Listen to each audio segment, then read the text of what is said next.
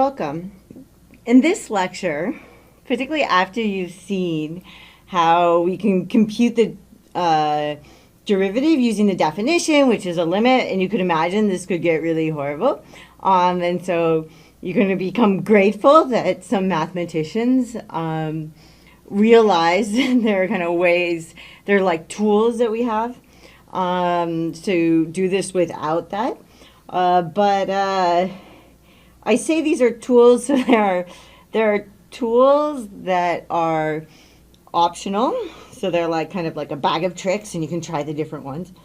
There are tools that are in some sense necessary, and these are not necessary in the sense that you could compute the derivative from the limit. On the other hand, these are tools that in these particular circumstances are necessary.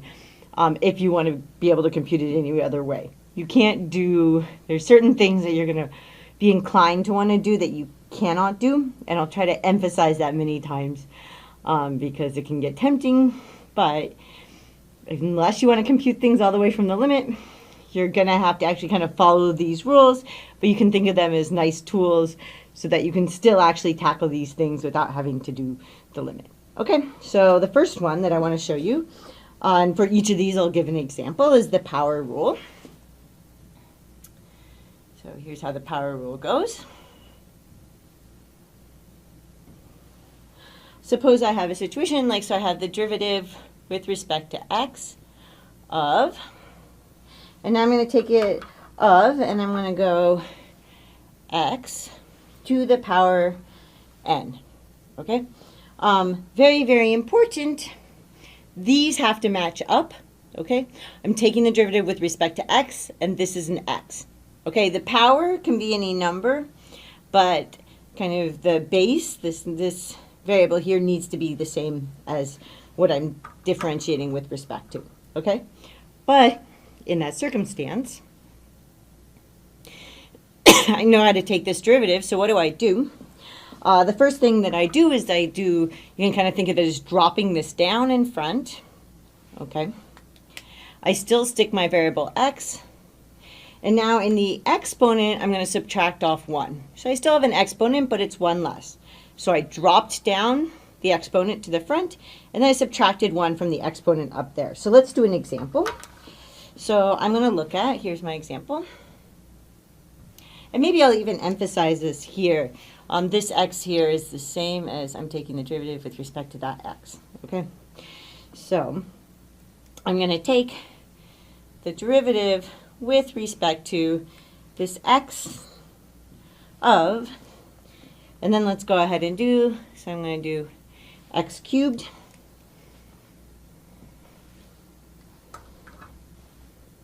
okay? So the first thing I do, and I'm actually going to put this as kind of a warning here, so these have to match up, as I was just saying, okay? So this is the one way to say that I'm asking, please be careful, okay, caution, okay? So please check carefully that this,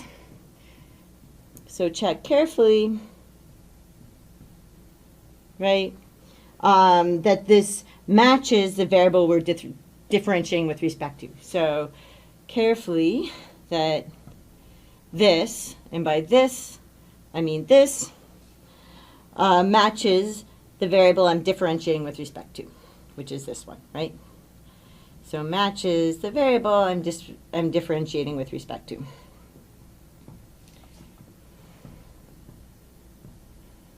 Differentiating with respect to.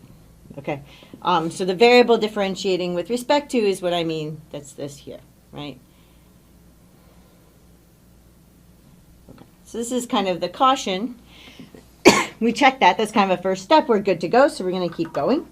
Okay, and then this is going to equal, so what's the process? Again, I take this 3, I drop it down to the front, so I go ahead and do that first. I write this variable x, which is the same one I'm differentiating with respect to, and then I subtract off 1 from there. So we'll do this kind of the first time around, and the first few times around we'll do that kind of carefully and put in this step where we write it like that first so that we can keep track of what we're doing. And then we have 3x, 3 minus 1, right? I know that's 2, and I'm done. Okay, so that would be my answer. Okay, so in this example, when I'm differentiating x cubed, what did I do? I dropped down the 3 in front. It kept my x. I subtracted 1 off of the power, and this would be my answer. Okay, so that's how you use this power rule. So let's go ahead and do another one. So now we're going to do the product rule.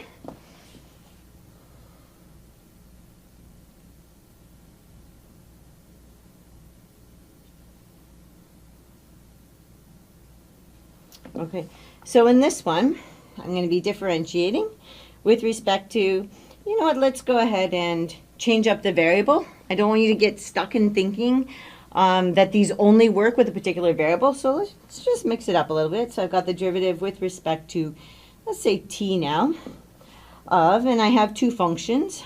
Okay, so I have a function f and I have a function g. And what do I get when I differentiate this? I'll write it out kind of in symbols, and then we'll do an example. So hopefully that will clarify what I'm writing. So I'm just going to take this function f without differentiating it. And then I'm going to multiply that by, when I take the derivative with respect to, so I'm taking the derivative with respect to t of g. And then I'm going to add to this. I'm writing out g in front, and then I'm going to multiply that by, so I didn't, right, so I didn't take the derivative of f, multiplied it by the derivative of g. I don't take the derivative of g, I multiply it by the derivative of f. And of course, because addition is commutative, it doesn't matter which order I write these in, as long as in one of them I'm taking the derivative of f, and one of them I'm taking the derivative of g, and like the other one is just there without taking the derivative of it. By the other one, I mean of f and g.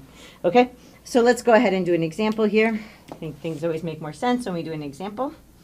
So what I want to do is I want to take the derivative with respect to t of, and now I have here, so my first function is going to be t squared. And then my second function is going to be cosine of t.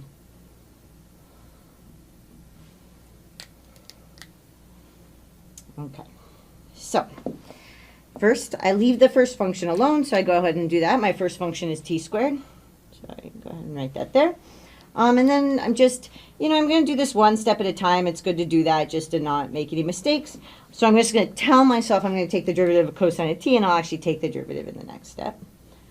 But just try to keep track of what I'm doing carefully. Okay, and then I remember, so g here is cosine of t. And then I want to take, right, this derivative of t squared with respect to t.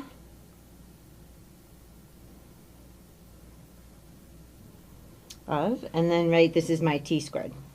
Okay, so let's see, did I write this all out correctly? First, I left my first function alone. I take the derivative of my second function. I left my second function alone and took the derivative of my first function. Okay, now let's actually do these computations.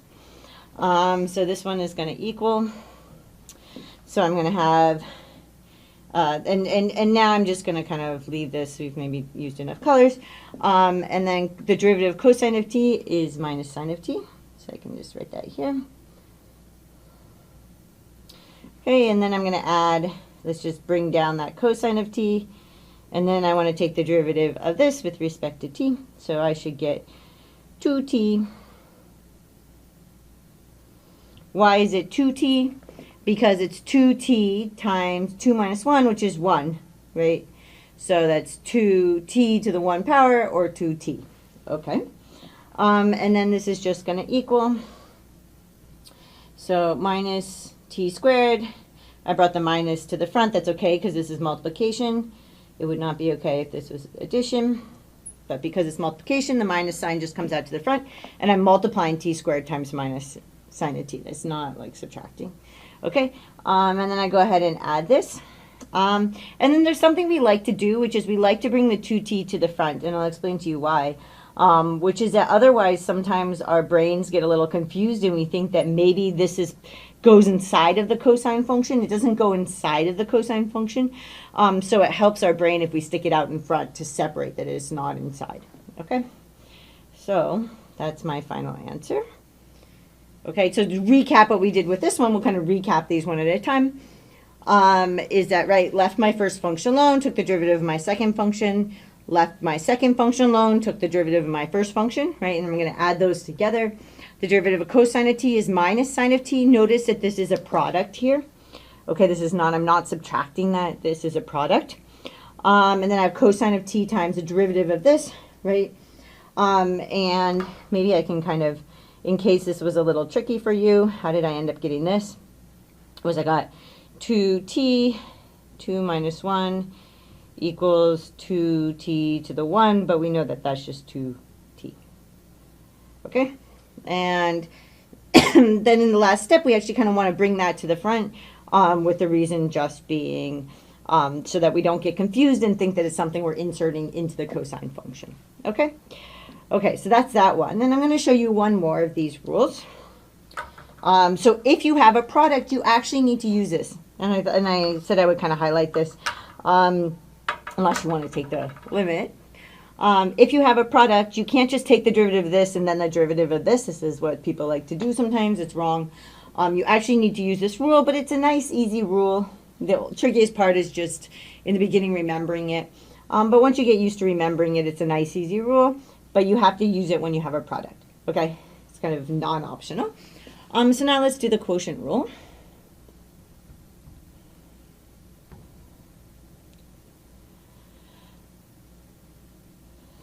Okay, so let's use, we're going to take the derivative with respect to, I'm going to try to mix things up to emphasize again, what I'm taking the derivative with respect to doesn't matter. So let's go ahead and do it with respect to z. Why not? Okay, let's do it with respect to z. Okay, and now I'm going to take this, this is another one. These ones, you have to use this rule.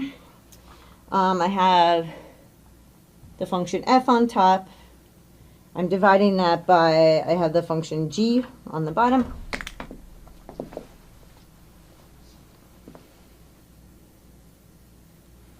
Okay, and so what does this equal? This one's a little complicated, but you just kind of learn it. And well, there is a little rhyme thing. So I want to go low, right, for low, and then I want to take d high, so the derivative with respect to z of, or whatever variable I'm differentiating with respect to, of high. So low d high minus high d low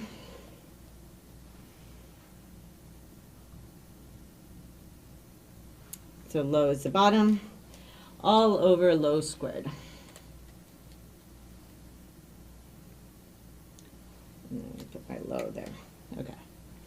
So this is the formula. It's a little complicated, but it's okay. So let's go ahead and use it. So I'm going to take, to go ahead and try to now mix things up even a little bit more, to emphasize that the variable doesn't matter, is that I'm going to have, so if I want to take the derivative with respect to, let's just go ahead with respect to x this time. So the derivative with respect to x of, and I have x squared divided by cosine of x.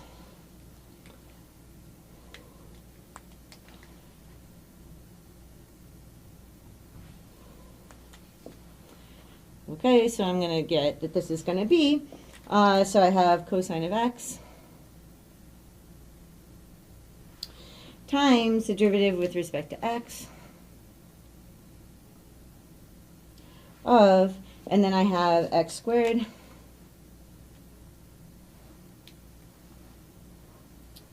minus x squared, and then the derivative with respect to x of, and then we have cosine of x And then we're going to go ahead and divide that by, and then we have cosine of x squared. Okay. So I'm squaring the function, which is actually kind of like squaring the outputs, squaring all the outputs. Okay. So now we can just go ahead and take these derivatives. We already did them over here. I kind of did that on purpose so that it was clear. You know, what we're doing, that you weren't kind of puzzling over what the derivatives were. Okay, I'm going to actually put parentheses here so that it's clear that this is this product here. And then I want to subtract off, so you can go ahead and use parentheses. It's good to be careful about this when you have, particularly when you have something like cosine of x, where it's like a function and you can like see the input there, and you're going to want to get tempted to multiply things. It can get really, it can be helpful to put in the extra parentheses, even though it seems a bit ridiculous. Okay, and then we have minus sine of x squared. Sorry, minus sine of x, because that's a derivative of cosine of x. And then this is all over. There's no derivative there. It's just cosine of x.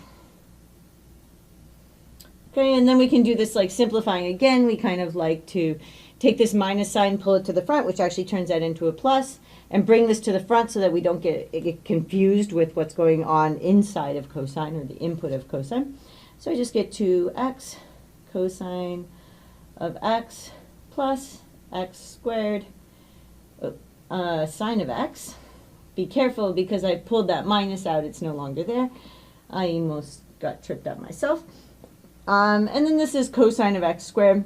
If you've ever seen, sometimes people put that 2 here. I'm not going to do that because it's just an added thing to get confused about at the moment. But it is kind of the shorthand sometimes that sometimes makes life a little easier. Okay. So it's just another formula. I could kind of go through what I'm doing at each step, just taking derivatives. I wanted to emphasize in this one, in particular, that when you're taking, you know, and so throughout I try to emphasize, you really just need to make sure what you're taking the derivative with respect to matches up with your input variable. But once that's true, the formula kind of works. You don't have to have, even though I wrote this formula with a z, it's okay if you're differentiating with respect to x, as long as your functions are functions of x, and then you just need to change everything to x there. So I did that on purpose. Hopefully, if it confuses you now, then you can kind of sort it out, and it won't be something that'll confuse you in the future. Okay, so I hope that made some sense, and I'll see you in the next lecture.